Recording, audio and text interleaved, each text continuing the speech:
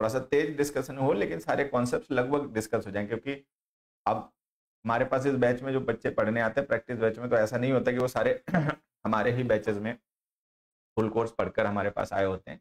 काफी बच्चे ऐसे होते हैं जिन्होंने अपनी तैयारी जो है वो सेल्फ स्टडी से की है, या किन्हीं अदर मतलब सोर्सेज से पहले उन्होंने अपनी तैयारी की थी और फिर प्रैक्टिस के लिए हमारे इस बैच में आ गए। तो कई बार उनको कुछ चीजें पता नहीं होती हैं, ध्यान में नहीं होती, ठीक है। तो एक बार हम डिस्कशन जो करेंगे वो कॉन्सेप्ट्स को इस तरीके से करेंगे कि जल्दी ही सही लेकिन एक रिवीजन हो जाए, है ना। तो आज से एडजेक्टिव से स्टार्ट करते हैं। और नमस्ते बच्चों, सबको नमस्ते भाई। मस्त रहिए, खूब बढ़िया से पढ़िए। और आज से आपकी जो मैंने आपसे कहा था ना कि एक हम डेली आपको प्रैक्टिस शीट भी देते रहेंगे, कल लास्ट क्लास में किसी बच्चे ने याद भी कराया था जो हम क्लोज प्रैक्टिस कर रहे थे। तो वो जो आज से आपको ना आपके बैच में एक डेली प्रैक्टिस शीट भी मिलती रहेगी, जिसमें कभी वोकैब होगा, कभी कॉम्प्रिहेंशन होगा, कभी ग्रामर के क्वेश्चंस होंगे। तो उनको आप अपना प्रैक्टिस करते रहेंगे। वो आपको प्रैक्टिस शीट मिल जाएगी, आप अपना प्रैक्टिस कर लीजिए, फिर बाद में उसकी आंसर की भी रिलीज जाएगी, आपको मिल जाएगी। उसमें कोई ऐसा आपको लगे कंफ्यूजिंग है, डाउट वाला है, पूछने वाली बात है, तो आप मुझसे पूछ सकते हैं, हम उसको लाइव क्लास में डिस्कस कर लेंगे। बाकी वो आप अपने आप अपनी प्रैक्टिस करते रहोगे, और जो हम क्लास में प्रैक्टिस करा रहे हैं ये अलग क्वेश्चन होंगे, ठीक है। चलिए तो स्टार्ट करते हैं। एडजेक्टिव्स के बेसिक सबको पता ही होंगे, वो तो डिस्कस करने की जरूरत है नहीं, प्रैक्टिस बैच है तो उन पे हम जाएंगे भी नहीं। और बाकी जो आपको फंडामेंटल्स के रिकॉर्डेड लेक्चर्स इस बैच में आपको दे रखे हैं फ्री में, मतलब दे रखे हैं, ठीक है, उनको अपना देख लीजिए, उनके नोट्स बना लीजिए। तो उससे क्या है कि ये चीजें जो हम कॉन्सेप्ट्स और क्वेश्चंस पढ़ते हैं और जो टेक्निक्स अप्लाई करते हैं वो आपके लिए समझनी आसान हो जाएंगी, ठीक। तो आ जाइए शुरुआत करते हैं यहाँ से। How fool I was not to have seen my doctor earlier. अब कोई पर्सन कह रहा है कि हाउ फूल आई वॉज, हालांकि यहाँ पे मार्क ऑफ एक्सक्लेमेशन होता तो ठीक रहता। How fool I was not to have seen my doctor earlier. कोई पर्सन कह रहा है कि मैं भी कितना बेवकूफ था, मूर्ख था कि मैं अपने डॉक्टर से पहले नहीं मिला, ठीक। अब ये जो सेंटेंस है, आप अपने पेन रजिस्टर लेकर बैठते होंगे प्रैक्टिस क्लास में और अपना आंसर टिक कर लेते होंगे मेरे बताने से पहले कि भाई ये करेक्शन करना है। बाद में फिर आपको ये भी आइडिया लग जाता होगा कि हमने इतने क्वेश्चंस प्रैक्टिस किए, उसमें से मेरे इतने आंसर्स गलत हुए, इतने सही हुए। तो एक अपना ना स्टेटस पता चलता रहता है कि हमारी तैयारी का स्टेटस क्या है। अब देखिए ये जो पहला क्वेश्चन है हमारा बच्चों, इसमें हमने यहाँ पर एक वर्ड यूज किया हाउ और एक वर्ड यूज किया फुल। हाउ वर्ड जो होता है ना एडवर्ब होता है, इंटरोगेटिव एडवर्ब होता है क्वेश्चन पूछने के लिए जब हम यूज करते हैं। एक्सक्लेमेटरी एडवर्ब भी होता है, एक्सक्लेमेशन में जैसे यहाँ पर यूज किया हम इसका यूज करते हैं। तो हाउ वर्ड बेसिकली एडवर्ब होता है। अब हमें पता है कि एडवर्ब्स जो होते हैं वो या तो वर्ब को या एडजेक्टिव को या किसी दूसरे एडवर्ब को मॉडिफाई करने के लिए लिखे जाते हैं। तो यहाँ पर हाउ का यूज हमने किसके साथ किया, फूल के साथ किया। अब ये फुल वर्ड या वर्ब तो है नहीं, वो तो बात ही खत्म करते हैं, या तो एडवर्ब होगा या एडजेक्टिव होगा, क्योंकि एडवर्ब एडजेक्टिव एडवर्ब को डिस्क्राइब कर सकता है। आप ध्यान से देखो ये जो वॉज हमने लिखा ना लिंकिंग वर्ब है, तो लिंकिंग वर्ब के बाद में हम जो कॉम्प्लीमेंट्स लिखते हैं वो नाउन प्रोनाउन या एडजेक्टिव होते हैं। तो ये जो फुल वर्ड है या तो ये नाउन होना चाहिए होगा, या प्रोनाउन होगा या एडजेक्टिव होगा, क्योंकि ये कॉम्प्लीमेंट है। हाउ के साथ लिखा है तो ये एडजेक्टिव होना चाहिए। अब अगर ये जो हमने लिखा है ये सब सही लिखा है, ऐसा ही है, तो फिर ये सेंटेंस है, इसमें कोई करेक्शन करने की जरूरत नहीं है। लेकिन ऐसा है नहीं, फुल वर्ड जो होता है ना नाउन होता है, ठीक। फुल वर्ड जो होता है वो नाउन होता है, वो एडवर्ब या एडजेक्टिव नहीं होता। इसकी एडजेक्टिव फॉर्म होती है फूलिश। तो यहाँ पे जो हमने फुल वर्ड यूज किया ये गलत है, इसको हटाइए और इसकी जगह लिखिए foolish. How foolish I was, ये हमारा करेक्शन है। तो आपको यहां से क्या सीखने को मिला कि the word fool is a noun while foolish is an adjective. अब ये जो फुल और फूलिश है, ऐसे ही कुछ और भी वर्ड्स हैं, उनका भी हम ध्यान रख सकते हैं। देखो जैसे फूल और फूलिश, तो इनमें डिफरेंस क्या हो गया, this word is a noun and this word is an adjective. लेकिन जब आप इनको ट्रांसलेट करते हो हिंदी में तो इनके मीनिंग सेम से निकलते हैं। तो वो मैं आपको पहले भी पिछली क्लास में भी बता चुका हूँ भाई, ट्रांसलेशन करके तो सीखना नहीं है, तो फिर गड़बड़ हो जाएगी। आपको ये बात ध्यान रखनी है कि full is an noun, full is a noun, full is an adjective. इसी तरीके से और अगर हम वर्ड यहाँ पर एक दो और डिस्कस कर लें तो देखिए, एक वर्ड होता है ऑप्टिमिस्टिक और एक होता है ऑप्टिमिस्ट। तो ऑप्टिमिस्ट वर्ड जो है ना ये नाउन है, ऑप्टिमिस्टिक इसकी एडजेक्टिव फॉर्म है। उसी तरीके से एक वर्ड है पेसिमिस्ट। ये नाउन है, पेसिमिस्टिक जो है वो इसकी एडजेक्टिव फॉर्म है। ठीक, यहां पर एक वर्ड हमने लिखा कवर्ड, ये नाउन है, कवर्डली इसकी एडजेक्टिव फॉर्म है।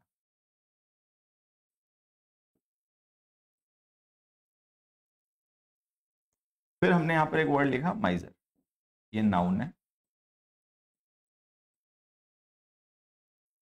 माइजरली इसकी एडजेक्टिव फॉर्म है। ठीक है, एक वर्ड होता है डिपेंडेंट, DEPENDENT, डिपेंडेंट, ये वर्ड नाउन है, DEPENDENT, डिपेंडेंट, ये एडजेक्टिव है। एक वर्ड है कॉन्फिडेंट, CONFIDENT, ये नाउन है, CONFIDENT, ये एडजेक्टिव है।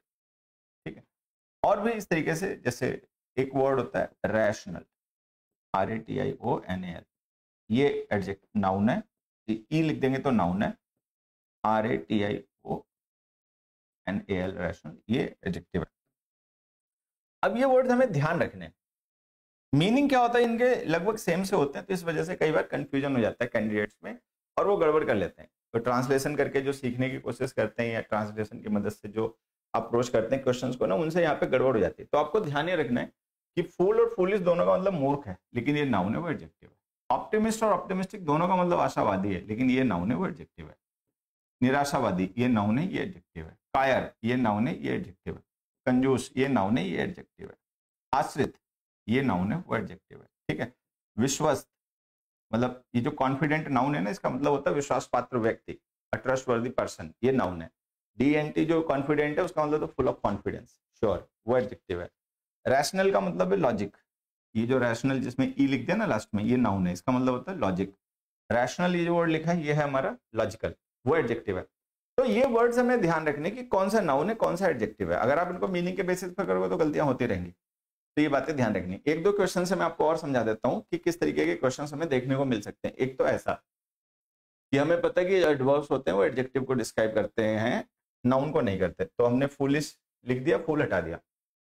अच्छा, किसी के दिमाग में आए क्या हम इसको किसी और तरीके से भी सही कर सकते हैं?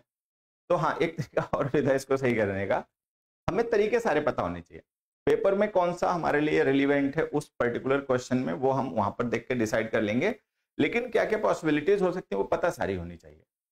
ठीक, तो देखो, जैसे हमने हाउ फूलिश लिखा तो ये सही हो गया। अगर हम व्हाट अ फूल लिख देते,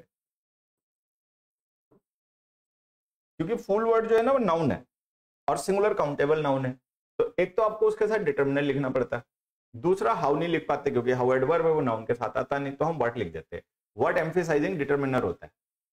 तो जैसे हमने हाउ फुलिश लिख के सही किया है ना, इसको हम वैसे ही व्हाट अ फूल लिख के भी सही कर सकते हैं, what a fool I was.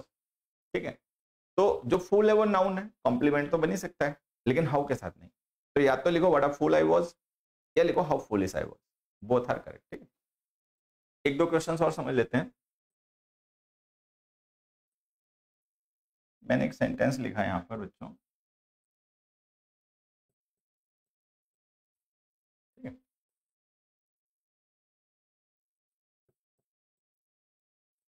They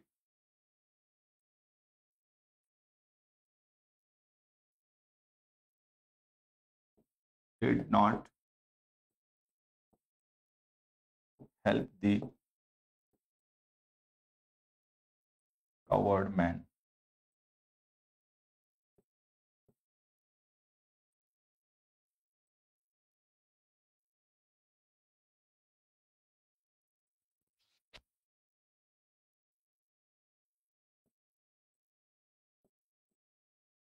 you are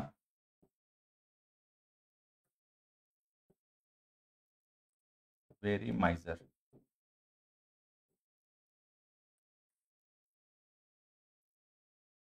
एक काम करते हैं, इसको यू आर वेरी माइजर को बाद में लिखते हैं, इससे पहले क्वेश्चन और लिख देते हैं।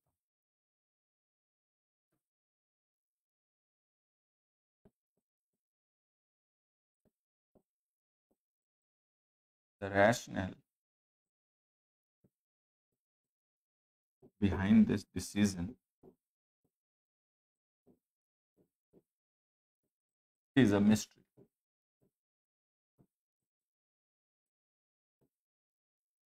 ठीक है, यू आर माइजर। अब ये सेंटेंसेस हमें सही करने, 3। इन सेंटेंसेस को सही करने के पीछे जो कॉन्सेप्ट है वो आपका यहाँ लिखा हुआ है। मतलब ये जो अंडरस्टैंडिंग है ये आपको हेल्प करेगी उन तीनों सेंटेंसेस को समझने में कि वो सही हैं तो क्यों, गलत हैं तो क्यों, और सही करें तो कैसे करें। ठीक है, अब देखो, they didn't help the covered man. अब यहाँ पे मैन हमने नाउन लिखा है, ठीक है, कवर्ड हमने एडजेक्टिव लिखा है, द डिटरमिनेंट लिखा है। मतलब होना एडजेक्टिव चाहिए क्योंकि मैन नाउन को डिस्क्राइब करना है, अब है कि नहीं है वो अलग बात है। अब अगर ये कवर्ड वर्ड एडजेक्टिव हो तो ये ठीक है।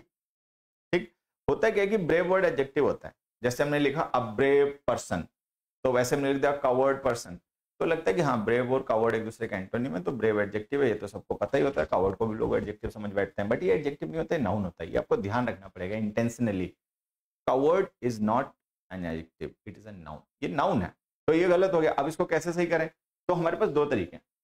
एक तरीका है कि आप केवल नाउन लिखिए जब कवर्ड खुद ही नाउन होता है, आप मैन हटा दो, they didn't help the covered, ठीक है, तो द कवर्ड का मतलब वहां पे कॉन्टेक्स्ट क्लियर होगा कि भाई कौन कायर व्यक्ति है, किस कायर व्यक्ति की बात की जा रही है, तो मैन मत लिखिए, कवर्ड लिख दो सीधे, they didn't help the covered, उन्होंने उस कायर की मदद नहीं की, द कवर्ड का मतलब दैट कवर्ड, ठीक है, तो सही हो जाएगा, या तो मैन ड्रॉप ही कर दो। दूसरा तरीका, अगर आप मैन लिखना ही चाहते हो तो फिर कवर्ड को हटा के इसकी जगह कवर्ड लिख दो।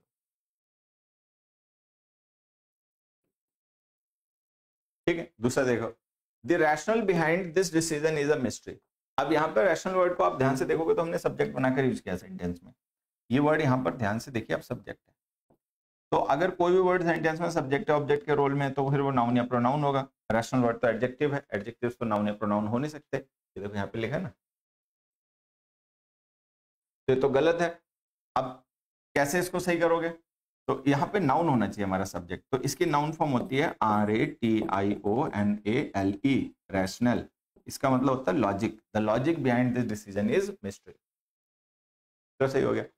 यू आर अ माइजर हमने लिखा कि तुम कंजूस हो। अब ये जो सेंटेंस है बोलने पढ़ने में एकदम सही लग रहा है, इसमें कुछ भी गड़बड़ नहीं लग रहा है, ठीक है, लेकिन एक सोचने वाली बात है, क्या ये जो माइजर वर्ड हमने लिखा ना ये नाउन है और ये काउंटेबल नाउन है। कोई भी काउंटेबल नाउन अगर हम सिंगुलर नंबर में यूज करते हैं तो वो बिना डिटरमिनर के नहीं आता, उसके साथ हमें डिटरमिनर लिखना पड़ता है। Singular countable nouns cantt be used without determiners, they must have a determiner with them in singular number. Countable nouns के सिंगुलर नंबर में उनके साथ डिटरमिनर होना चाहिए, यहाँ पे नहीं है तो ये गलत है। अब हम इसको कैसे सही करें, तो कई तरीके हैं।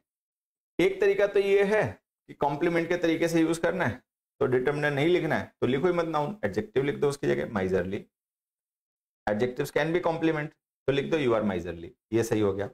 और तरीके क्या है, और तरीका ये है कि अगर आपको नाउन ही लिखना है तो फिर उसके बाद आप डिटरमिन उसके साथ डिटरमिनर लिखो, लिखो you are a miser, miser word noun है उसके साथ आपको डिटरमिनर लिखना पड़ेगा। ठीक, एक और तरीका है जो केवल यू के केस में काम करेगा, बाकियों के केस में नहीं कर पाएगा। यू जो होता है वो हम सिंगल पर्सन के लिए भी प्रोनाउन यूज करते हैं और मोर देन वन के लिए भी यूज करते हैं। एक व्यक्ति हमारा लिसनर है तो उसको हम यू कह के एड्रेस करेंगे, एक से ज्यादा पर्सन हमारे लिसनर है तो भी हम यू कहेंगे। तो अगर हम यू का यूज किसी एक सिंगल पर्सन के लिए कर रहे हैं तब तो हम कह देंगे यू आर अ माइजर, लेकिन अगर हम यू का यूज एक से ज्यादा लोगों के लिए कर रहे हैं तो हम ऐसे कह सकते हैं यू आर माइजर्स। तो कहने का मतलब है या तो आप कहिए यू आर माइजर्स, देखो नहीं लिखा,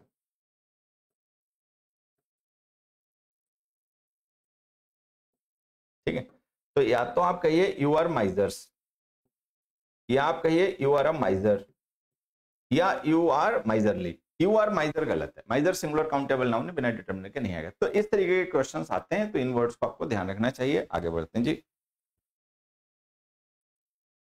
there was seen an alone workman working in the field in the afternoon. अब यहां पर आप देखेंगे, आंसर बताओ इसका सभी लोग।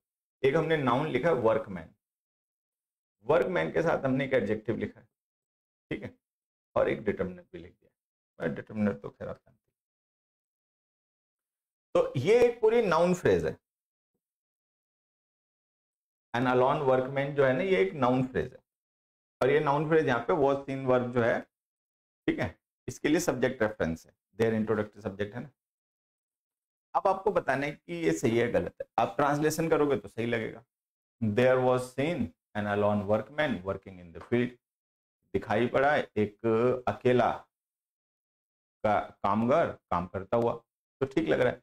लेकिन अब आपको यहाँ पे ध्यान देना है, जैसे हम किसी भी नाउन के साथ में, ये सब आपको पता होगा, ओरली मैं बता दे रहा हूं, बाकी जो बेसिक्स के रिकॉर्डेड लेक्चर्स आपको इस बैच में मिले उसमें ये सब पढ़ा रखा है। अगर आपने पहले कभी ना पढ़ा सुना हो, कहीं से मान लो आपने ऐसी जगह से तैयारी की है जहाँ पे इंग्लिश इस तरीके से पढ़ाई समझाई बताई नहीं गई और आपको ये चीजें नहीं पता है, बेसिक्स कुछ भी, तो वो बेसिक्स के जो रिकॉर्डेड लेक्चर्स आपको दिए उसमें दे रखा होगा। मैं केवल यहाँ पे ओरली बताऊंगा, लिख के एग्जाम्पल से नहीं समझा रहा।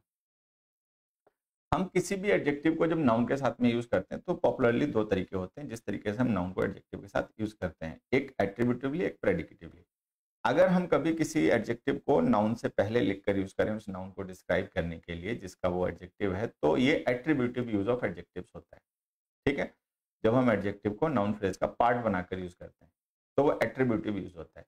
लेकिन कई बार हम एडजेक्टिव्स को कॉम्प्लीमेंट के तरीके से यूज करते हैं, जहां पे केवल हम एडजेक्टिव को कॉम्प्लीमेंट बनाते हैं, नाउन उसके साथ नहीं लिखा होता, नाउन सब्जेक्ट होता है या ऑब्जेक्ट होता है, तो ऐसे एडजेक्टिव्स को हम कहते हैं प्रेडिकेटिवली यूज एडजेक्टिव्स। जैसे मैं कह दूं मोहन इज हैप्पी, तो ये जो हैप्पी एडजेक्टिव है ना, ये कॉम्प्लीमेंट है, तो ये प्रेडिकेटिव यूज है। अगर मैं लिख दूं Mohan is a happy boy, तो हैप्पी जो है वो बॉय को डिस्क्राइब कर रहा है, उससे पहले लिखा गया है, नाउन फ्रेज का पार्ट बना के एडजेक्टिव को यूज किया गया, तो ये एट्रीब्यूटिव यूज है। तो यहाँ पर ये जो अलोन एडजेक्टिव है ये हमने एट्रीब्यूटिवली यूज करा है। अब मजे की बात यह कि कुछ एडजेक्टिव्स इंग्लिश में ऐसे हैं, वो मैं आपको डिटेल में कभी डाउट क्लास में समझा दूंगा कि ऐसा क्यों होता है। There are certain adjectives in English which are used only attributively or only predicatively. English में कुछ एडजेक्टिव्स ऐसे होते हैं, देखिए most adjectives can be used either way, you can use them attributively, you can use them predicatively. जैसे मैंने आपको example दिया हैप्पी का, तो हैप्पी एडजेक्टिव आप एट्रीब्यूटिवली, प्रेडिकेटिवली किसी भी तरीके से यूज कर लो। लेकिन बहुत से एडजेक्टिव हैं जो, मतलब बहुत से नहीं है, कुछ ही हैं, कुछ एडजेक्टिव्स ऐसे हैं जो केवल एट्रीब्यूटिवली या केवल प्रेडिकेटिवली ही यूज किए जाते हैं, and alone is one of the adjectives which are used only predicatively. Alone उन एडजेक्टिव्स में से है जिनको केवल प्रेडिकेटिवली यूज किया जाता है, तो ये हमने गलत लिख रखा है, इसको सही करना पड़ेगा। तो कैसे सही करें? प्रेडिकेटिवली यूज करने का तो कोई जुगाड़ समझ में आता नहीं है, क्योंकि नाउन अलग है, एडजेक्टिव अलग है, डिटर्मिनर अलग है, तो आप उसको प्रेडिकेटिवली कर नहीं सकते। तो अब क्या तरीका करें? अब हमारे पास तरीका ये है कि आप इस एडजेक्टिव को हटाइए और इसकी जगह कोई ऐसा लिख दीजिए एडजेक्टिव जो मीनिंग इसका कैरी करता हो और वो एट्रीब्यूटिवली यूज हो जाए। ठीक, तो ऐसा एडजेक्टिव होता है सॉलिटरी। सॉलिटरी लिखोगे तो एन हट जाएगा, ए आ जाएगा।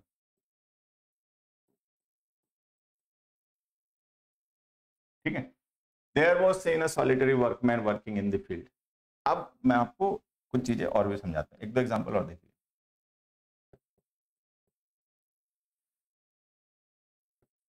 दे हेल्प्ड द अफ्रेड मैन। अब हमने लिखा they help the afraid man, तो मैन नाउन हो गया, अफ्रेड इस नाउन का एडजेक्टिव हो गया, थर्ड डिटर्मिनर हो गया। ध्यान से देखेंगे तो द अफ्रेड मैन जो हमारी नाउन फ्रेज है ये ऑब्जेक्ट है, ठीक, हेल्प्ड वर्ब है, दे सब्जेक्ट। अब यहाँ पे जो अफ्रेड एडजेक्टिव है उसको हमने मैन नाउन के साथ में यूज किया, कैसे यूज किया? एट्रीब्यूटिवली। अफ्रेड एट्रीब्यूटिवली नहीं यूज होता, प्रेडिकेटिवली यूज होता है, तो ये भी गलत है। तो हम इसको कैसे सही करें? ठीक, तो दो तरीके हैं। एक तरीका है कि आप इसको हटाओ, इसकी जगह कोई ऐसा नाउन लिख दो जो कि कोई ऐसा एडजेक्टिव लिख दो जो मीनिंग यही कन्वे करता हो लेकिन एट्रीब्यूटिवली यूज हो जाए। They help the scared man, frightened man, ऐसे लिख दो, एक तरीका। दूसरा तरीका क्या होता है? दूसरा तरीका होता है कि आप एडजेक्टिव यही यूज करो, ठीक है, लेकिन अगर सेंटेंस का स्ट्रक्चर अलाउ करे तो प्रेडिकेटिवली कर लो। जैसे यहाँ पे हम प्रेडिकेटिवली नहीं कर सकते थे यूज, क्यों? क्योंकि डिटर्मिनर इधर है, नाउन उधर है, बीच में एडजेक्टिव है, दो पार्ट में चला गया, तो वो करना पॉसिबल नहीं था। यहाँ पे कर सकते हैं, यहाँ पे आप इसको ऐसे लिख दो, they help the man who was afraid.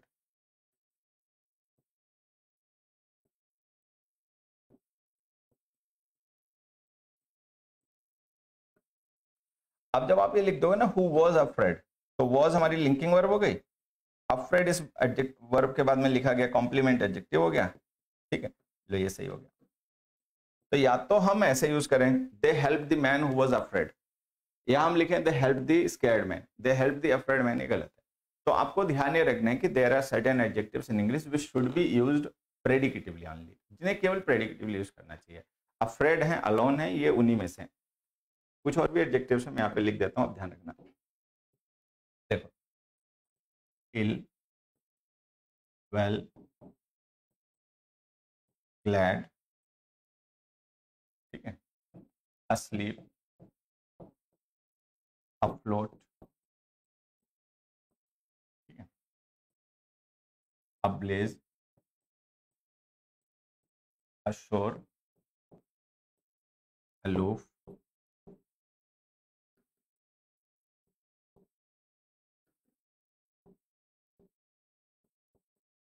ठीक है, ashamed, afraid, alone, alive, alike,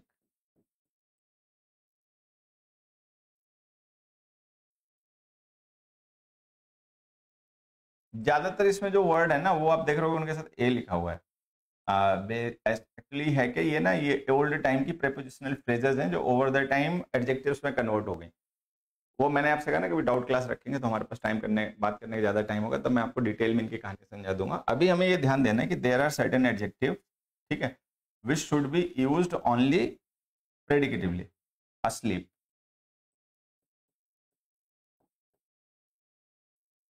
aware,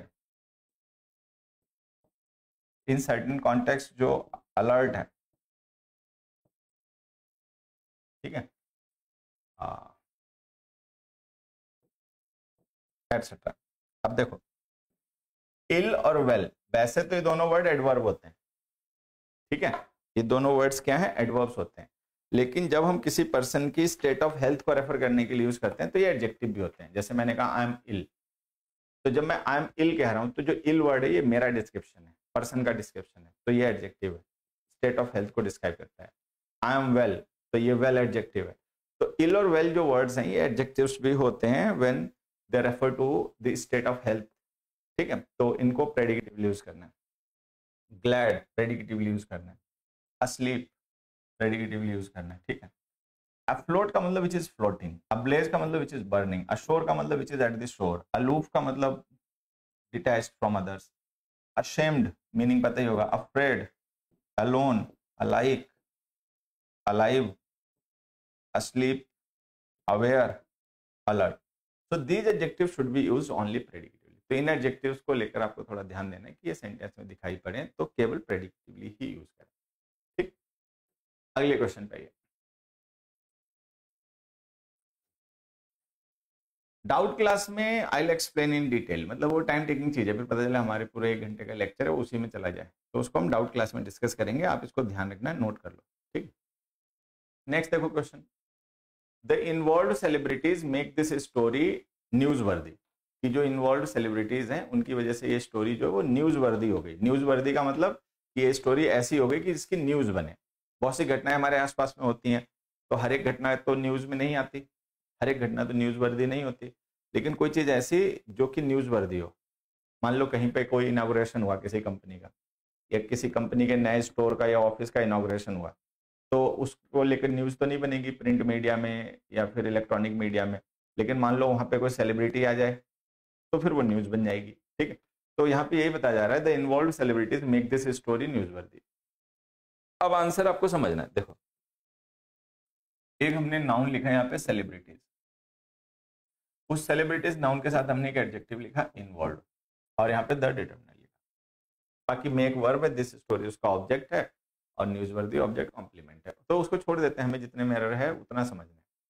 तो यहाँ पे जो हमने लिखा था इन्वॉल्व सेलिब्रिटीज, देखें तो सब कुछ सही लग रहा है, भाई सेलिब्रिटीज एडजेक्टिव है, इन्वॉल्व उसका मॉडिफायर है, तो ठीक है। एक्चुअली गलत है। होता क्या है कि जैसे हमने एक सेंटेंस लिखा, the involve cases, the cases involve. अब यहां पर हमने इन्वॉल्व एडजेक्टिव यूज किया है केसेस नाउन के साथ में, एक बार पहले लिख दिया और एक बार बाद में लिख दिया, अब इंग्लिश में कुछ ऐसे नाउन्स हैं, सॉरी एडजेक्टिव्स हैं, जिनका यूज जब हम किसी नाउन के साथ में करते हैं, नाउन से पहले लिखकर या बाद में लिख के, मतलब पोस्ट पोजीशन जब हम उनको कर देते हैं, नाउन के बाद लिखकर यूज करते हैं, तो वो अलग मीनिंग कन्वे करते हैं। पहले लिखकर यूज करते हैं तो वो अलग मीनिंग कन्वे करते हैं। And involve is one of those adjectives. तो इंग्लिश में कुछ एडजेक्टिव्स ऐसे हैं कि जब हम उनको नाउन से पहले लिखकर यूज करते हैं नाउन फ्रेज में, तो मीनिंग अलग, बाद में लिखकर यूज करते हैं तो मीनिंग अलग। ठीक। अब जैसे हमने लिखा द इन्वॉल्व केसेस, तो जब हम इन्वॉल्व को किसी नाउन से पहले लिखकर यूज करते हैं ना, तो इन्वॉल्व का मतलब होता है हार्ड, कॉम्प्लेक्स, कॉम्प्लिकेटेड, जटिल, ये मीनिंग होता है। लेकिन जब हम इन्वॉल्व को बाद में लिख के यूज करते हैं, तो इन्वॉल्व का मतलब होता है कंसर्न्ड, रिलेटेड, एसोसिएटेड, मतलब संबंधित, जिनका उस मामले से कोई लेन देन ना। अब ये बात हमें समझनी है। एक कौन से ईयर का है मुझे एग्जैक्टली याद नहीं है, लेकिन एक सीडीएस के पेपर में क्वेश्चन आया इसी वर्ड पे बेस्ड। क्वेश्चन ये था, the cases involved are transferred to the CBI by state agencies, तो उसमें हो जाएगा द इन्वॉल्व केसेस। ठीक। तो ये हमें इन्वॉल्व का ध्यान देना है। इन्वॉल्व पहले लिखा है तो इसका मतलब हार्ड, कॉम्प्लिकेटेड, विच इज मतलब डिफिकल्ट टू अंडरस्टैंड। बाद में लिख देंगे तो इसका मतलब शामिल, एसोसिएटेड, कंसर्न्ड, रिलेटेड, ये होगा। अब वहां देखो, the celebrities involve, the celebrities involve का मतलब वो सेलिब्रिटीज जो इसमें इन्वॉल्व हैं, उनकी वजह से ये स्टोरी जो है वो न्यूज वर्दी हो गई। तो ये जो हमारा कॉन्टेक्स्ट है, इसमें हमें इन्वॉल्व को सेलिब्रिटीज से पहले नहीं बाद में लिखना चाहिए था। यहाँ पे भी टिक कर देता हूँ। ठीक है, पहले वाले में क्या था कि नहीं।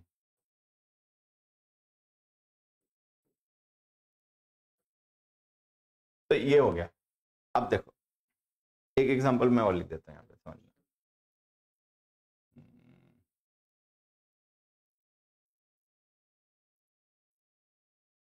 इन्वॉल्व का जैसे the police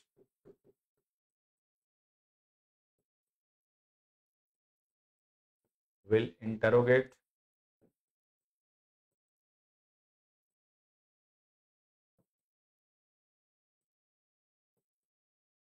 all the dash।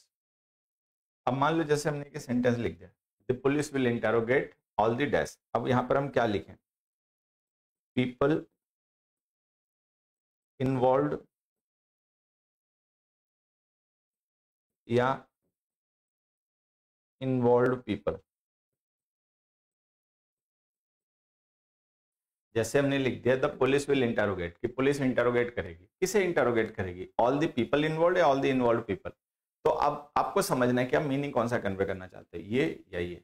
तो हमें पता है, मान लो कोई केस मामला हो गया, तो उसमें जो भी लोग संबंधित हैं, जो भी उससे एसोसिएटेड है, रिलेटेड है, पुलिस उनका इंटरोगेशन करेगी। तो हमें मीनिंग चाहिए रिलेटेड वाला, तो ये ऑप्शन आंसर हो गया, ये ऑप्शन गलत हो गया। तो इन्वॉल्व को लेकर ये बात आपको ध्यान रखनी है। ठीक है, अगले क्वेश्चन देखते हैं। भाई चल जा।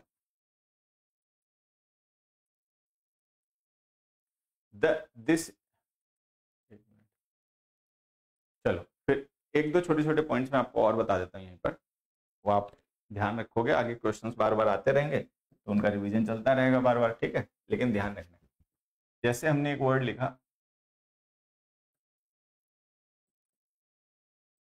कंसर्न्ड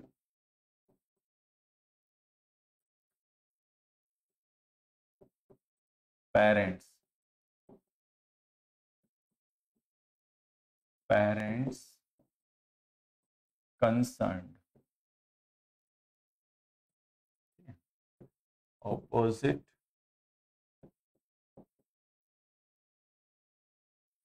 पीपल, पीपल ऑपोजिट,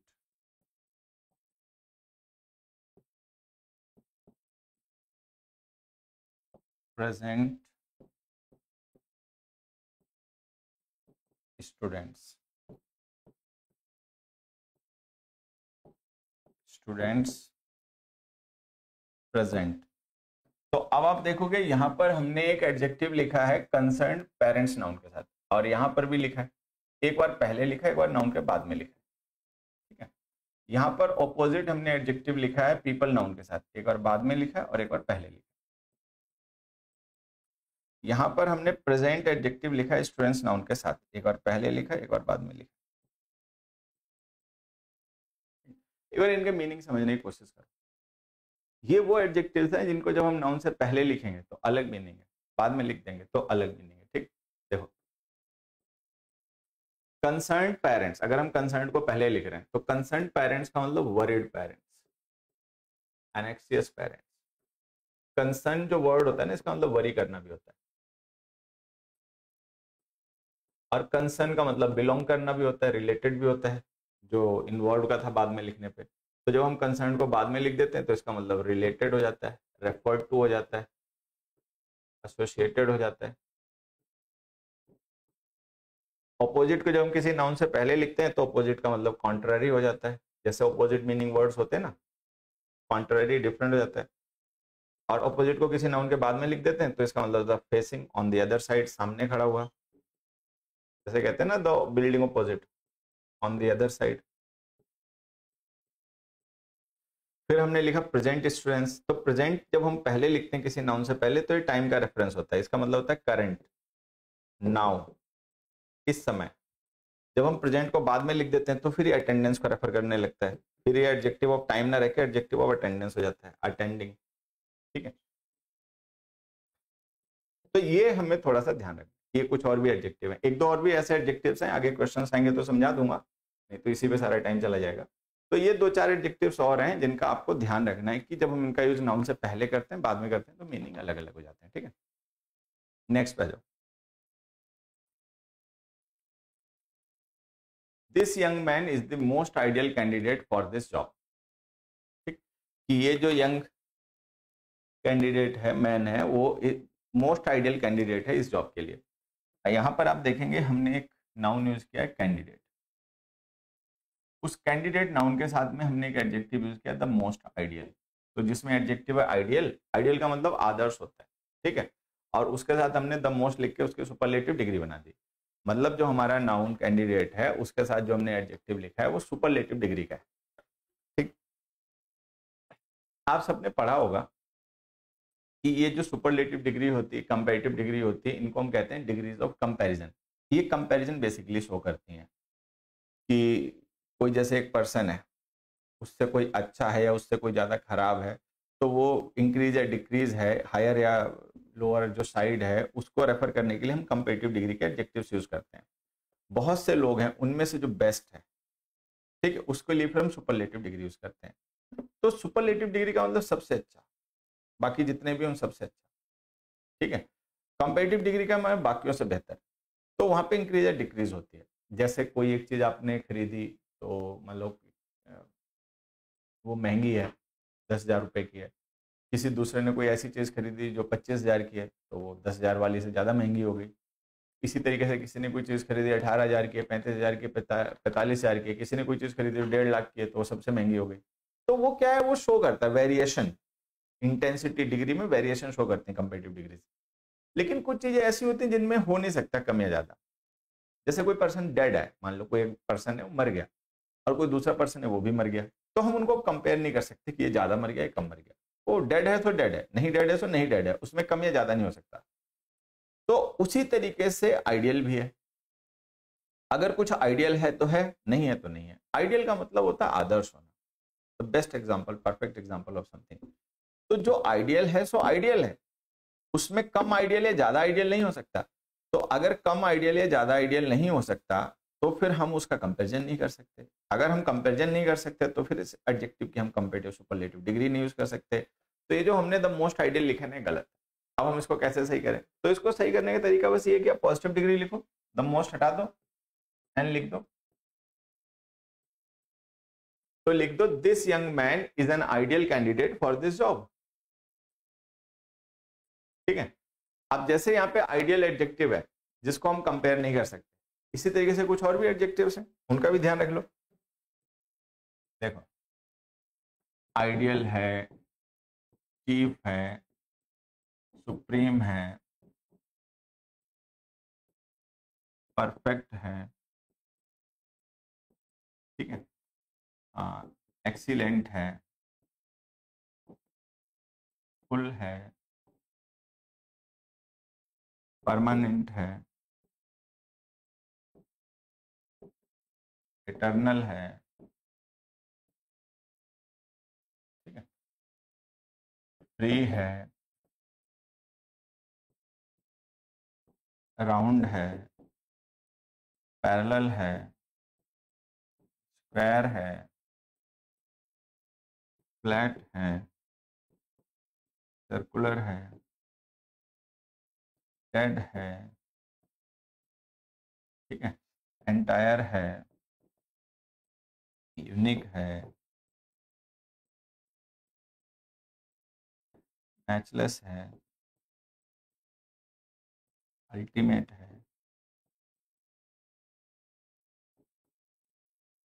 ठीक है, कंप्लीट है,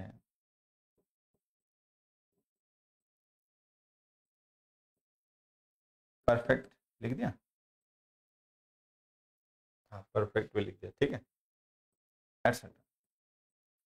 तो इंग्लिश में ये कुछ ऐसे एडजेक्टिव्स हैं जिनका मीनिंग कुछ ऐसा होता है जिसकी वजह से इनको कंपेयर नहीं किया जा सकता, मतलब इनमें कम या ज्यादा नहीं हो सकता, या तो है या फिर नहीं है, मतलब हम ये नहीं कह सकते ये कम है ये ज्यादा है, ये कम यूनिक है ज्यादा यूनिक है, जो यूनिक है सो यूनिक है, जो नहीं है सो नहीं है, उसमें कम या ज्यादा का केस नहीं होता, ठीक।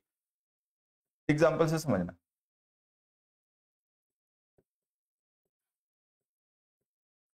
You are the most perfect singer in this city.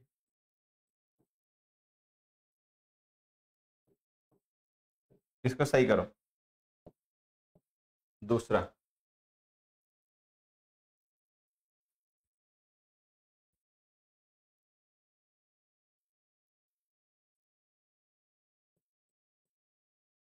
This table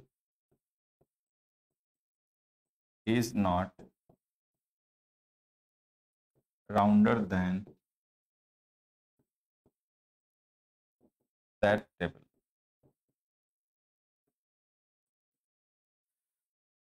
ठीक है, अब एग्जांपल से देखो समझना, you are the most perfect singer in this city, तो यहां पर हमने नाउन क्या लिखा, सिंगर, उस नाउन के साथ हमने एक सुपरलेटिव डिग्री का एडजेक्टिव लिख दिया, the most perfect.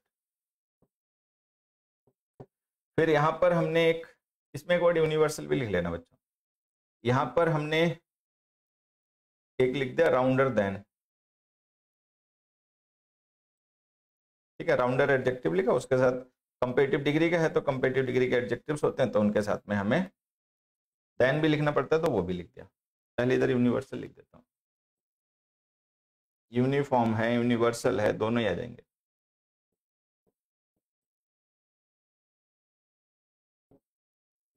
Universal uniform, ठीक है, एटसेट्रा।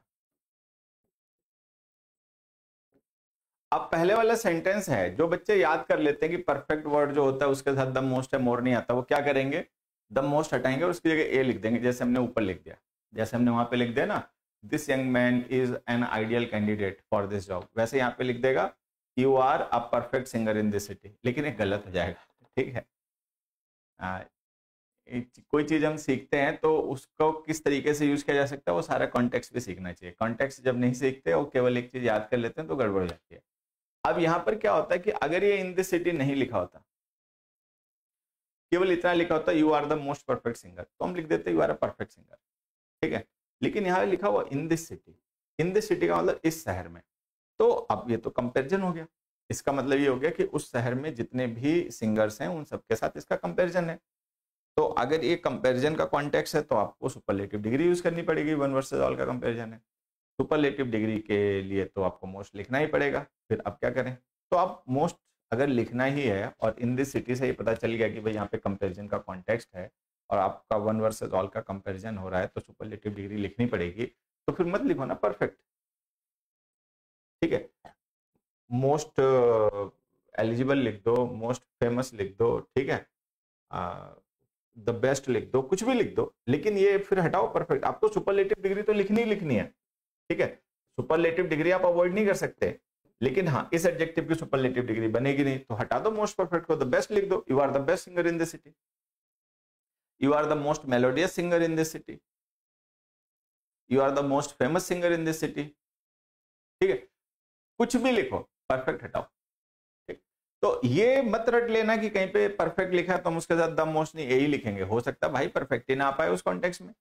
भाई परफेक्ट का आप यूज कंपेरेटिव या सुपरलेटिव डिग्री के उसमें नहीं कर सकते, अब यहाँ पे आपको सुपरलेटिव डिग्री ही चाहिए तो आपको परफेक्ट ही हटाना पड़ेगा, ठीक है। नेक्स्ट देखो, this table is not rounder than that table.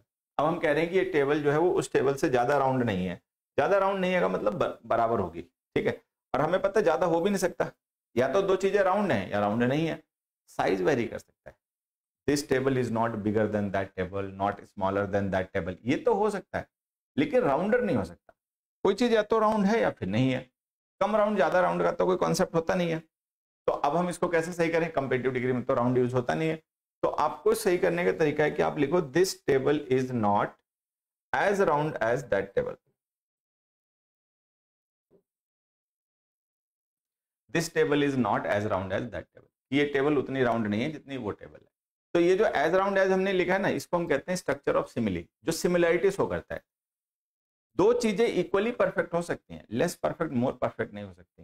दो टेबल्स इक्वली राउंड हो सकती हैं, लेस राउंड मोर राउंड नहीं हो सकती।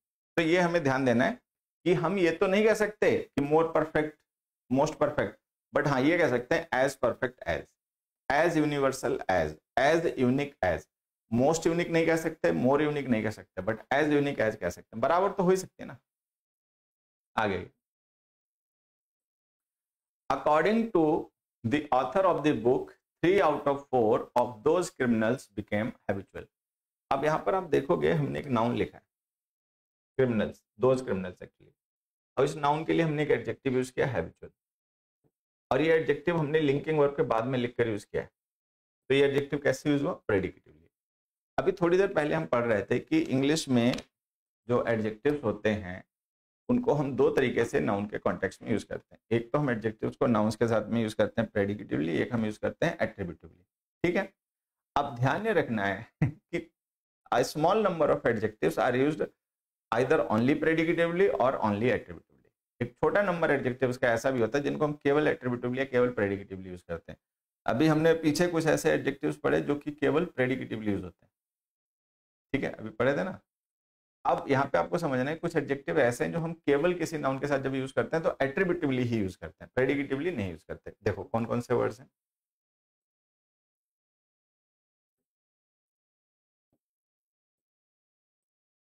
हैबिचुअल हो गया, ठीक है, ओल्ड है, मेयर है, लिटिल है, अटर है, शेयर है, टोटल है,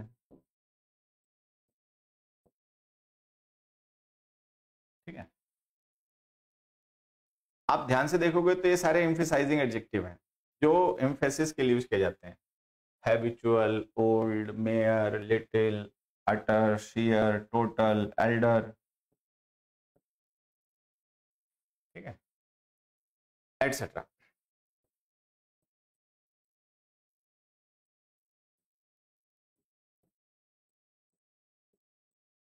अब इनसे रिलेटेड एक चीज मैं आपको समझा देता हूँ जो आपको थोड़ी सी ध्यान देनी पड़ेगी। हैबिचुअल का मतलब तो सबको पता ही है, हैबिचुअल का मतलब यूज्ड टू, आदि, ठीक है, रिपीटेड। ओल्ड वर्ड आप सोच रहे हो कि ओल्ड यहाँ पे क्यों लिख दिया, तो देखो ओल्ड क्या होता है कि जो ओल्ड एडजेक्टिव होता है ये दो चीजें डिस्क्राइब करता है, ठीक है। एक तो जैसे हमने कहा कि माय फ्रेंड इज ओल्ड, और एक मैंने कहा he is my old friend. तो एक तो हम ओल्ड का यूज करते हैं टू रेफर टू टाइम, ठीक है, न्यू का ऑपोजिट ओल्ड हो जाता है वहां पे। एक जो ओल्ड वर्ड होता है वो ऑपोजिट ऑफ यंग होता है, मैं लिख के बता देता हूँ कहीं पे तो आप समझ जाओगे। देखो जैसे ओल्ड वर्ड है ना, तो ओल्ड का यूज हम दो कॉन्टेक्स्ट में करते हैं। एक तो ओल्ड का मतलब होता है something which is not new, old concept, ठीक है। दूसरा ओल्ड का मतलब होता है not young, an old person, होता है कि नहीं? तो ओल्ड का यूज जब हम करते हैं नॉट न्यू के कॉन्टेक्स्ट में, तब तो आप इसको एट्रीब्यूटिवली प्रेडिकेटिवली कैसे भी यूज करो, कोई समस्या नहीं है, ठीक। लेकिन जब हम ओल्ड का यूज करते हैं नॉट यंग के कॉन्टेक्स्ट में, ठीक, तो फिर हमें इसको मतलब नॉट न्यू के कॉन्टेक्स्ट में तो केवल एट्रीब्यूटिवली यूज करना चाहिए। माय ओल्ड फ्रेंड, ठीक है, तो माय ओल्ड फ्रेंड का मतलब नॉट न्यू, वो वाला, तो उस मीनिंग में वो केवल एट्रीब्यूटिवली यूज होगा, ये हमें ध्यान देना है इस मीनिंग में, बाकी इस मीनिंग में नहीं बता रहा, ठीक है। बाकी मेयर का मतलब ओनली होता है, लिटिल है, अटर है, शेयर है, टोटल है, एक वर्ड इसमें आप फॉर्मर भी लिख सकते हो, फॉर्मर है, मेन है, चीफ है, मतलब आइडेंटिटी को एम्फिसाइज करने वाले बेसिकली जो वर्ड्स होते हैं, जब हम उनको नाउन्स के साथ लिखते हैं वो एट्रीब्यूटिवली ही यूज होते हैं, प्रेडिकेटिवली नहीं यूज होते, ठीक है। मेन है, the main reason, the reason is main नहीं लिख सकते, ठीक है। उसी तरीके से former, the former employees, the employees who are former नहीं लिख सकते, ठीक। तो ये कुछ ऐसे एडजेक्टिव्स हैं जो ओनली एट्रीब्यूटिवली ही यूज करने, तो हमने तो यहाँ पे प्रेडिकेटिवली यूज कर दिया, तो अब इसको क्या करें, तो या तो कोई ऐसा वर्ड लिखो हैबिचुअल की जगह पर जो यही मीनिंग कन्वे करता हो, ठीक है, और वो प्रेडिकेटिवली यूज हो जाए, वो दोज क्रिमिनल्स बिकेम रिपीटेटिव, कुछ ऐसा लिख दो। और नहीं तो हमें पता है कि ये जो क्रिमिनल नाउन है और हैबिचुअल एडजेक्टिव है दोनों एक ही पार्ट में लिखे हैं, तो आप इनको एक साथ लिख दो, आप लिख दो those became habitual criminals, those became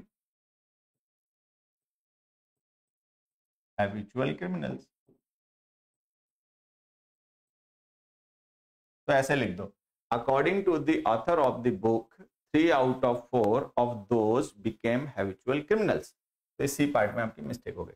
तो जैसे यहाँ पे हैबिचुअल वर्ड है वैसे ही कुछ और भी वर्ड्स मैंने लिख दिए, इनको आप ध्यान रखना कि ये वर्ड जो है वो केवल एट्रीब्यूटिवली यूज होंगे, नाउन के साथ में प्रेडिकेटिवली नहीं यूज होगा। जैसे the total number is 35, 35 number is total, तो ये गलत है, ठीक है। The total number, the total candidates, ठीक है, द टोटल मनी, ऐसे लिखना। जैसे मान लो मैं यहाँ पे लिख देता हूँ एग्जाम्पल से, दिस मनी इज टोटल, दूसरा ने लिखा this is the total money,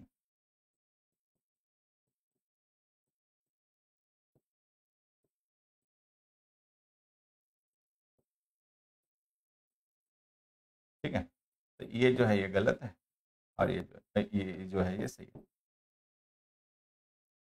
आगे नेक्स्ट देखिए, नेक्स्ट हमने लिखा the English version is far inferior than the original French text. अब हमने कहा कि जो इंग्लिश वर्जन है वो बहुत ज्यादा इंफीरियर है, किससे, जो ओरिजिनल फ्रेंच टेक्स्ट है उससे ज्यादा। तो अब आपने सबने पढ़ा होगा कि इंग्लिश में कुछ वर्ड्स ऐसे हैं जो कंपैरिजन बाय मीनिंग तो कंपैरिजन का ही सेंस कन्वे करते हैं, लेकिन वो कंपेरेटिव डिग्री नहीं होते, ठीक है। अब जैसे हमने ये इंफीरियर लिखा है, इसके साथ देन लिख दिया, क्योंकि इंफीरियर जब हम लिखते हैं तो इंफीरियर का मतलब होता है लोअर क्वालिटी, किसी से लोअर क्वालिटी का होना। जैसे कोई चीज अच्छी है क्वालिटी में किसी दूसरी चीज से तो हम कहेंगे सुपीरियर, खराब है तो हम कहेंगे इंफीरियर। तो एक्चुअली इंफीरियर और सुपीरियर वर्ड हम यूज ही तब करते हैं जब हमारा कंपैरिजन का सेंस इंटेंडेड हो, लेकिन ये कंपैरेटिव वर्ड्स नहीं है। जैसे होता है क्या, स्वीट है तो स्वीट एडजेक्टिव है, उसकी कंपैरेटिव डिग्री स्वीटर है, सुपरलेटिव डिग्री स्वीटेस्ट है, ठीक है। डेंजरस एक एडजेक्टिव है, उसकी कंपैरेटिव डिग्री मोर डेंजरस है, सुपरलेटिव डिग्री मोस्ट डेंजरस है। इजी की कंपैरेटिव डिग्री इजियर है, सुपरलेटिव डिग्री इजीएस्ट है। लेकिन सुपीरियर या इंफीरियर किसी की कंपैरेटिव डिग्री नहीं है, ये ओरिजिनल वर्ड्स हैं लैटिन के जो इंग्लिश में भी यूज होने लगे हैं। तो लैटिन लैंग्वेज में इनके साथ में टू प्रेपोजिशन यूज होती है, वही हम इनके साथ इंग्लिश में भी यूज करते हैं, ठीक है। तो ध्यान ये रखना है कि बाय मीनिंग तो ये कंपैरिजन शो कर रहे हैं, लेकिन ये प्रॉपर एक तो कंपैरेटिव डिग्री किसी एडजेक्टिव की नहीं है, दूसरा ये लैटिन से इंग्लिश में आए हुए वर्ड्स हैं और लैटिन में इनके साथ में टू प्रेपोजिशन यूज होती है, तो यहाँ पे हम इनके साथ में टू ही लिखते हैं। तो इस बात को कोई ज्यादा एम्फिसाइज करने की जरूरत है नहीं, आप सबको पहले से पता ही होगा। बाकी मैं यहाँ पे लिख देता हूं, देखो सुपीरियर, इंफीरियर, जूनियर, सीनियर। एक वर्ड होता है एल्डर, प्रेफरेबल, ठीक है। अब जैसे प्रेफरेबल है ना, ये एडजेक्टिव है, तो आपको थोड़ा ध्यान रखना चाहिए कि इसकी जो वर्ब फॉर्म होती है प्रेफर, उसके साथ में भी हम टू ही लिखते हैं। मैं यहाँ पे लिखूंगा नहीं क्योंकि एडजेक्टिव्स हैं, लेकिन आपको ध्यान रखना पड़ेगा, प्रायर एटसेट्रा। तो ये कुछ ऐसे वर्ड्स हैं, इनके साथ में देन ना यूज करके आप टू का यूज करें, ठीक है। इन पर बेस्ड एक और तरीके से भी कई बार क्वेश्चन पेपर में आ जाता है, वो भी मैं आपको समझा देता हूं, उसको भी ध्यान रखना है। जैसे मान लो मैंने लिखा Kamal is senior and older than Saral, ठीक है। कमल इज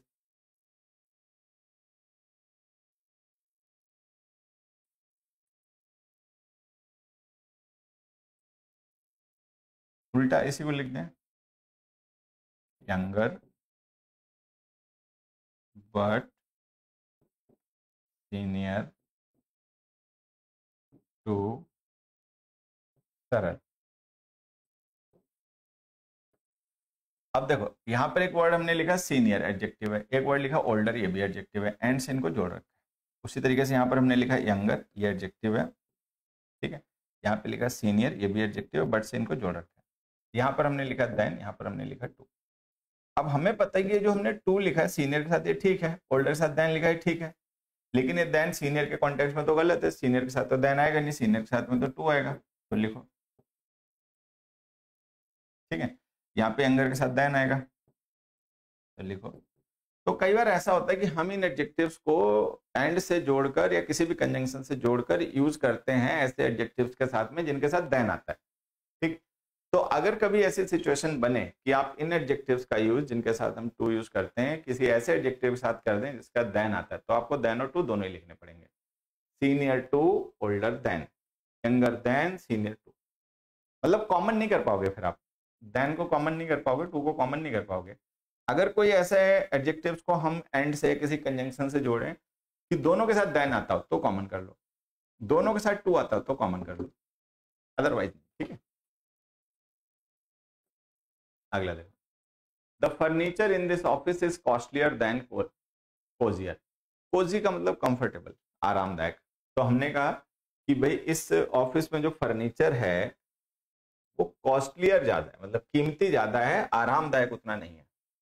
तो यहां पे आप देखो हम कंपेयर किसे कर रहे हैं, हम एडजेक्टिव्स के थ्रू कंपेयर करते हैं उन नाउन्स को जिनकी क्वालिटी को एडजेक्टिव डिस्क्राइब करते हैं। लेकिन यहां आप देखोगे तो ऐसा नहीं हो रहा, हम नाउन को कंपेयर नहीं कर रहे, हम नाउन के बजाय नाउन की जो क्वालिटीज हैं जिनको एडजेक्टिव के थ्रू रेफर किया जा रहा है उनको कंपेयर कर रहे हैं,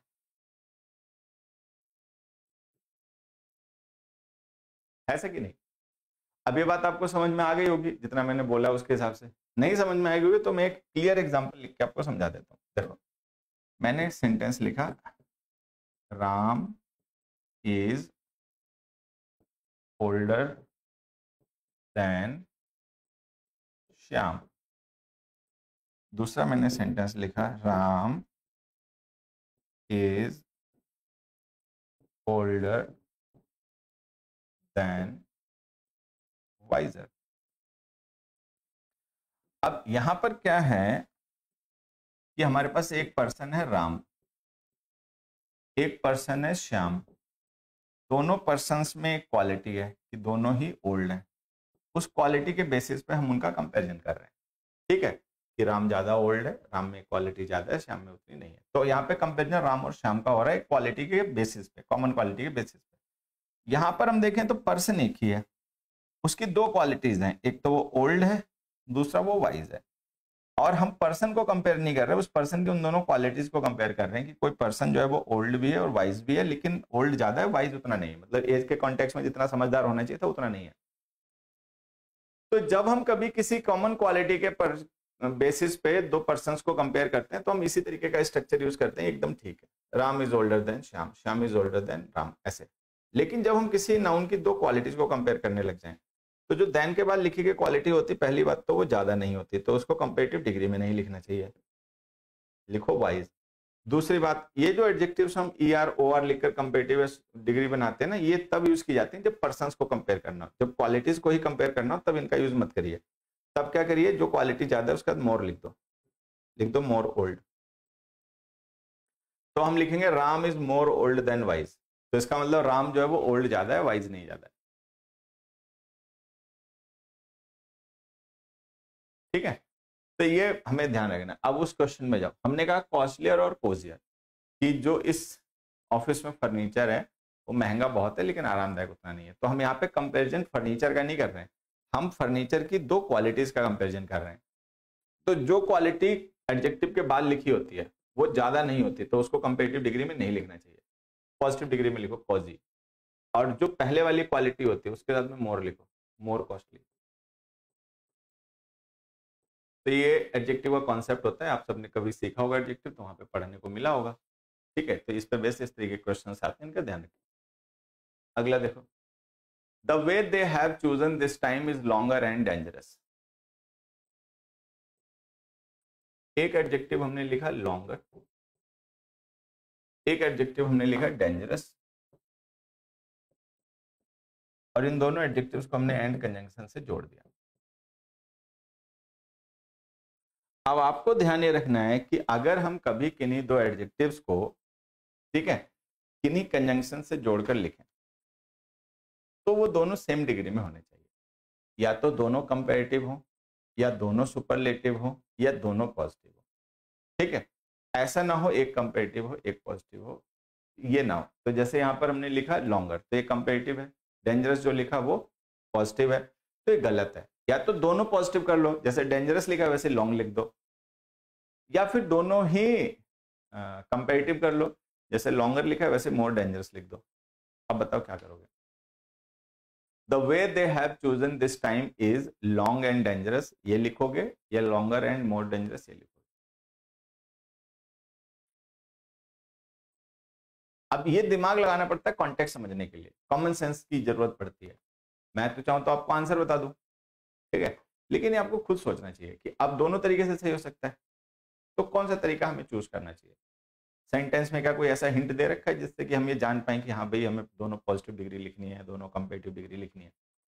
ध्यान दोगे तो दिखेगा क्या लिखा हुआ, the way they have chosen this time, इस बार उन्होंने जो रास्ता चुना है, तो कहने का मतलब उन्होंने पहले भी कोई ना कोई रास्ता चुना होगा, ठीक है, और इस बार भी कोई चुना है, लेकिन जो इस बार चुना है हम उसकी बात कर रहे हैं। तो इससे ये हिंट मिल रहा है कि पहले भी इन्होंने कोई तरीका चुना होगा कोई काम करने का, और इस बार भी चुना है, और हम पहले वालों के मुकाबले इस बार वाले का कंपैरिजन कर रहे हैं। तो सेंस ऑफ कंपैरिजन है यहाँ पे। तो अगर सेंस ऑफ कंपैरिजन है तो कंपेरेटिव डिग्री का यूज करना चाहिए। कंपेरेटिव डिग्री लिखोगे तो लॉन्गर सही हो जाएगा, डेंजरस के साथ आपको मोर लिखना पड़ेगा।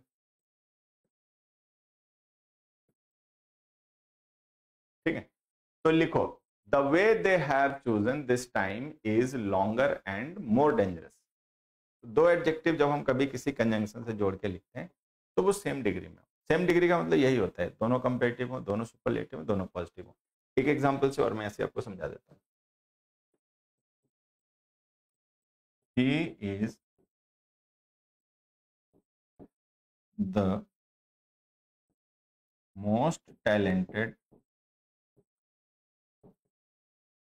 but less fortunate actor in the whole industry।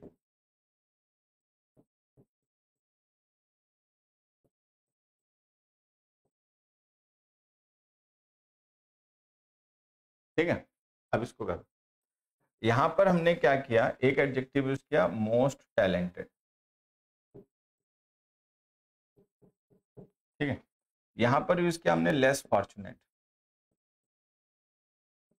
जैसे किसी नाउन के साथ में जैसे किसी एडजेक्टिव के साथ में मोर लिख देने से उसका कंपेरेटिव बन जाता है, उसी तरीके से लेस लिख देने से कंपेरेटिव बन जाता है। जिस तरीके से मोस्ट लिख देने से सुपरलेटिव बन जाता है, वैसे लीस्ट लिख देने से सुपरलेटिव बन जाता है, ध्यान रखना। अब बट कंजंक्शन से हमने दो एडजेक्टिव जोड़े हैं, एक है मोस्ट टैलेंटेड जो कि सुपरलेटिव डिग्री है, एक है लेस फॉर्चुनेट जो कि कंपेरेटिव डिग्री है। तो ये गलत हो गया। अब या तो दोनों ही कंपेरेटिव हो, मोर टैलेंटेड लेस फॉर्चुनेट, या दोनों ही सुपरलेटिव हो, मोस्ट टैलेंटेड लेस फॉर्चुनेट। अभी फिलहाल में गलत है, तो हम क्या करेंगे सही हो जाए। तो तरीका देखो ये है कि आप आगे पढ़ो, लिखा है कॉन्टेक्स्ट में इन दिस होल इंडस्ट्री, पूरी इंडस्ट्री में, इस पूरी इंडस्ट्री में। तो इसका मतलब उस इंडस्ट्री में जितने भी एक्टर्स हैं उन सबके साथ इसका कंपेरिजन हो गया वन वर्सेस ऑल का। तो अगर वन वर्सेस ऑल का कंपेरिजन हो गया तो हमें सुपरलेटिव डिग्री लिखनी पड़ेगी। तो मोस्ट टैलेंटेड ठीक है, लेस फॉर्चुनेट गलत है, इसकी जगह लिखो लेस्ट फॉर्चुनेट।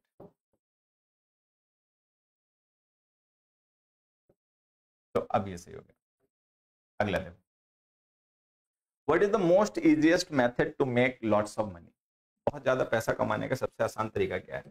तो यहाँ पे हमने एक मेथड नाउन लिखा और उसके साथ एडजेक्टिव लिखा मोस्ट इजीएस्ट और द लिख दिया। ठीक, बताओ भाई कैसे सही करें।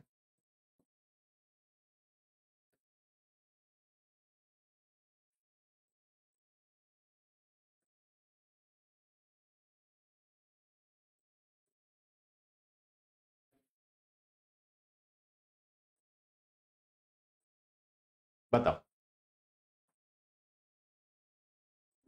अब देखो बच्चों, होता क्या है कि ये जो हमने मोस्ट इजीएस्ट लिखा है ना, इसमें होता क्या है, इजी जो एडजेक्टिव होता है उसकी कंपेरेटिव डिग्री इजियर होती है और सुपरलेटिव डिग्री इजीएस्ट होती है। हम किसी भी एडजेक्टिव या एडवर्ब की कंपेरेटिव डिग्री बनाने के लिए उसके बाद मोर लिखते हैं और सुपरलेटिव डिग्री बनाने के लिए उसके साथ मोस्ट लिखते हैं, ऐसे ही है। अब इजीएस्ट तो ऑलरेडी सुपरलेटिव डिग्री ही है, तो फिर हम उसके साथ में मोस्ट क्यों लिख रहे हैं।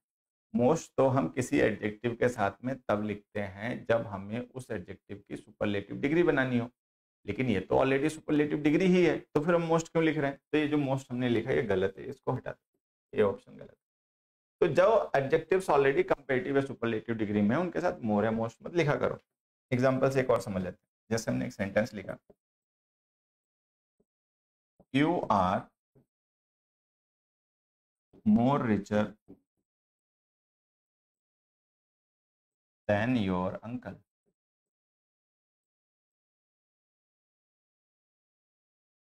ठीक है, हमने लिखा you are more richer than your uncle. अब होता क्या है कि अगर हम you are more richer than your uncle लिख रहे हैं तो ये जो मोर रिचर हमने लिखा है ये एडजेक्टिव है और यहाँ पे रिचर के साथ हमने मोर लिख दिया, देन लिखा हुआ है। तो कई बार क्या होता है जब हम ध्यान से नहीं सोचते, ठीक, तो देन देखकर वो मोर हमें सही लगने लगता है कि भाई मोर लिखा है, देन लिखा है तो मोर आएगा तो ठीक लिखा है, लेकिन नहीं, गलत है। मोर का यूज आप उन एडजेक्टिव के साथ करो जिनकी आपको कंपेरेटिव डिग्री बनानी हो। इजियर तो ऑलरेडी बनी हुई नहीं कंपेरेटिव डिग्री, तो इसके साथ मत लिखो। तो लिखो you are richer than your uncle. तो ऐसे एडजेक्टिव्स जो ऑलरेडी कंपेरेटिव सुपरलेटिव डिग्री में ही हैं उनके साथ मोर या मोस्ट मत लिखा करो। एक एग्जांपल से, और ये बात मैं आपसे पूछ रहा हूँ, आंसर बताना। एक हमने क्वेश्चन लिखा, क्वेश्चन ये है, Saral is less richer than Kamal. Saral is less richer than Kamal, correct this sentence. इस सेंटेंस को आप देखिए क्या सही कर सकते हो। अगर कर सकते हो तो ये कैसे सही होगा बताओ।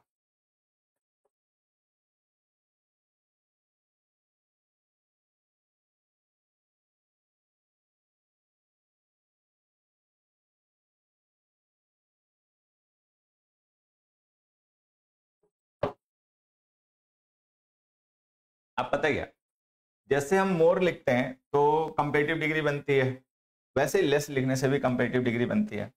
अब आप देख रहे हो कि यहाँ पर हमने रिचर के साथ जो कि ऑलरेडी कंपेरेटिव डिग्री है लेस लिख दिया, ठीक, तभी तो गलत हो गया।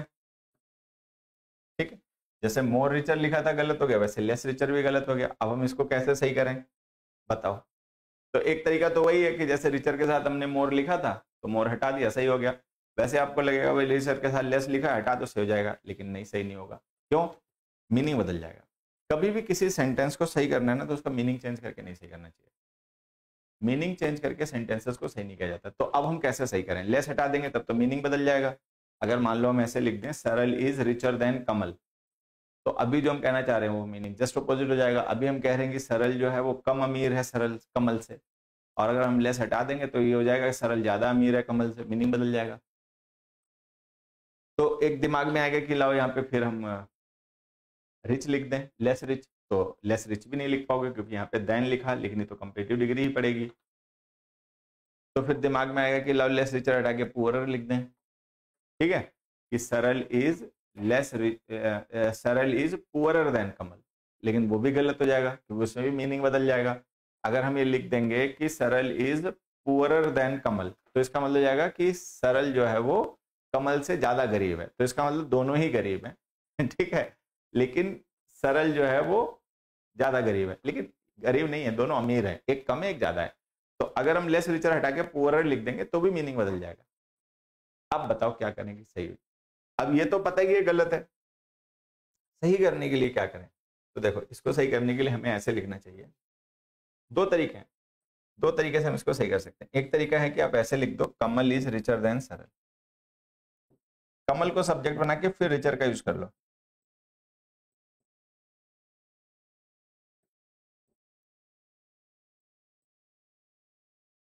कमल इज रिचर देन सरल, एक तरीका ये है। दूसरा तरीका है कि आप लिख दो, दूसरा तरीका ये है आप लिख दो Saral is not as rich as Kamal, कि सरल उतना रिच नहीं है जितना कि कमल। तो कहने का मतलब दोनों रिच है लेकिन कमल ज्यादा है। तो या तो ये लिखो Saral is not as rich as Kamal, या लिख दो कमल इज रिचर देन सरल। ठीक, चलिए एक क्वेश्चन और डिस्कस कर लेते हैं। My friend can hold his breath twice longer than you can, कि मेरा फ्रेंड जो है वो तुम जितनी देर सांस रोक सकते हो उसकी 2 गुनी देर तक रोक सकता है। बताओ आंसर। अब देखिए, यहां पर हमने एक कंपेरेटिव डिग्री का एडवर्ब यूज किया, लॉन्गर जो है यहाँ पे एडवर्ब है कंपेरेटिव डिग्री का, और इसके बाद हमने ट्वाइस लिख दिया। ठीक, अब जब हम किसी चीज के साथ ट्वाइस लिख रहे हैं तो ट्वाइस का मतलब है 2 टाइम्स। मतलब अगर मैं आपको इसको एक्सप्लेन करूं लॉजिकली तो ऐसा होता है कि जो कंपेरेटिव डिग्रीज होती है ना वो एक रेंज को रेफर करती हैं, वो किसी डेफिनेट वैल्यू को रेफर नहीं करती। मान लो कोई एक पर्सन है ए, ठीक है, और ए की उम्र है 30 ईयर्स, और एक पर्सन है बी, बी की एज है 31 ईयर्स, तो हम कहेंगे बी इज ओल्डर देन ए। ठीक है, लेकिन अगर हम मान लें कि बी की एज 31 ना हो के 41 हो, 51 हो, 61 हो, 71 हो, 81 हो, 91 हो, ठीक है, तब भी हम बी को ओल्डर ही कहेंगे। अगर हम ए और बी को कंपेयर करें, ठीक है, तो हम बी इज ओल्डर देन ए कहेंगे, भले ही बी की एज कितनी भी हो, मतलब ए से ज्यादा हो चाहे कितनी भी हो। तो जब हम ये कहेंगे बी इज ओल्डर देन ए, तो हमें ये पता चल जाएगा कि बी की एज जो है वो ए की एज से ज्यादा है, लेकिन है कितनी वो पता नहीं चलेगा। अगर मान लो हमें पता भी हो कि ए की एज 30 ईयर्स है और हम कहते हैं बी जो है वो ए से ज्यादा, मतलब बी इज ओल्डर देन ए, तो हमें ये तो पता चल जाएगा कि बी की एज जो है वो 30 ईयर्स से ज्यादा है, लेकिन है कितनी वो पता नहीं चल पाएगा। 31 है, 41 है, 51 है, कितनी है वो पता नहीं चलेगा। क्यों? क्योंकि कंपेरेटिव डिग्री किसी डेफिनेट वैल्यू को रेफर नहीं करती, वो एक रेंज ऑफ वैल्यूज को रेफर करती है। ठीक है, तो वो एक रेंज ऑफ वैल्यूज को रेफर करती हैं। तो अगर वो रेंज ऑफ वैल्यूज को रेफर करती हैं तो आपने 2 टाइम्स किसका कर दिया भाई? मान लो आपने जैसे ट्वाइस लिख दिया, तो ट्वाइस का मतलब क्या होता है? तो सबको पता है, ट्वाइस का मतलब होता है 2 टाइम्स। ट्वाइस का मतलब होता है 2 times of something, 2 times of some value, लेकिन वैल्यू तो डेफिनेट है ही नहीं भाई। जो लॉन्गर है वो किसी डेफिनेट रेंज को, डेफिनेट वैल्यू को रेफर नहीं कर रहा ना, तो आपने 2 टाइम्स किसका कर दिया? तो ये इलॉजिकल है। जब आप ट्रांसलेशन करके इंग्लिश सीखते सिखाते हो तो ये आपको सही लगता है, लेकिन जब दिमाग यूज करके सीखते सिखाते हो तो आप तुरंत जान जाते हो गलत लिखा है, लॉजिकली गलत है ना। ट्रांसलेशन में एकदम सही लगेगा, रूल रट्टे से एकदम सही लगेगा, दिमाग लगाओगे तो जान जाओगे तो गलत लिखा हुआ है। भाई ट्वाइस लॉन्गर कर दिया आपने, तो कोई डेफिनेट वैल्यू रही हुई उसको आपने 2 से मल्टीप्लाई कर दिया, लेकिन जब लॉन्गर डेफिनेट वैल्यू को रेफर ही नहीं करता तो आपने किससे को मल्टीप्लाई किया 2 से, तो ये गलत है। अब हम क्या करें कि सही हो जाए? तो इसको सही करने का तरीका ये है कि अगर आप ट्वाइस, थ्राइस, हाफ कभी भी लिखते हो तो उनके साथ कंपेरेटिव डिग्रीज मत लिखा करो, उनके साथ लिखा करो एज सिमिलीज लिखा करो, ठीक है?